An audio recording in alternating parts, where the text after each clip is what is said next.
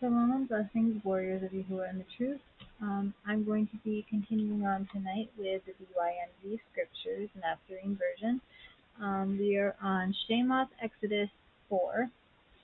Here's Bella Beanie.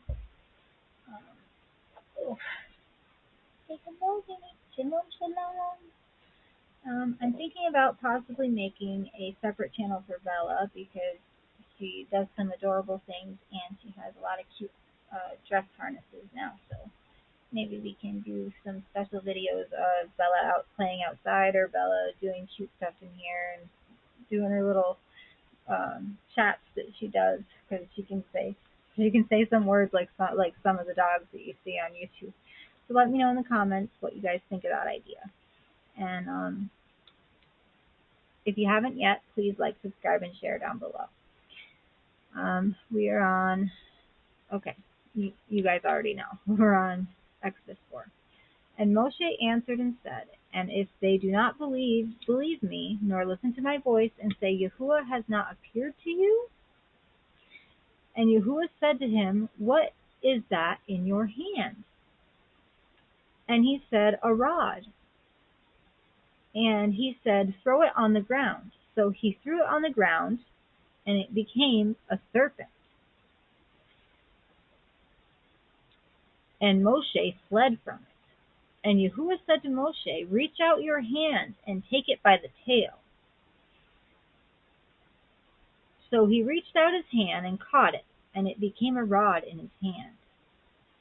That they believe that Yahuah Elohim of their fathers, the Elohim of Abraham, the Elohim of Yitzchak, and the Elohim of Yaakov has appeared to you. And Yahuah said to him again, now put your hand in your bosom. And he put his hand in his bosom, and when he took it out, see, his hand was leprous like snow.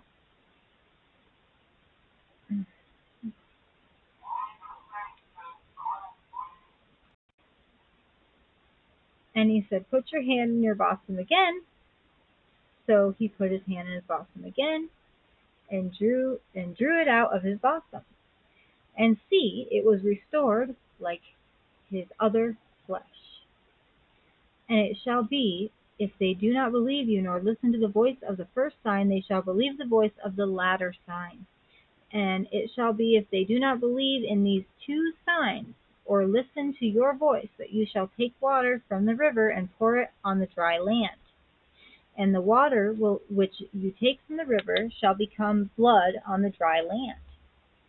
And Moshe said to Yahuah, O Yahuah, I am not a man of words, neither before nor since you have spoken to your servant, for I am slow of speech and slow of tongue. And Yahuah said to him, who has made man's mouth? Or who makes dumb or deaf or seeing or blind? It is not I, Yahuah? And now go, and I shall be with your mouth and teach you what to say. But he said, O Yahuah, please send by the hand of him whom you would send. And the displeasure of Yahuah burned against Moshe, and he said, is not Aharon the Luite your brother? I know that he speaks well, and see, he is also coming to meet you. And when he sees you, he shall be glad in his heart. And you shall speak to him and put the words in his mouth, and I am with your words and with his mouth, and I shall teach you what to do. And he shall speak for you to the people, and it shall be that he shall be a mouth for you, and you shall be an Elohim for him. And take this rod in your hand, with which you shall do the signs. Then Moshe went and returned to Yithro, his father-in-law, and said to him, please let me go and return to my brothers who are in Mitzrayim, to see whether they are still alive. And Yithro said to Moshe, go in peace.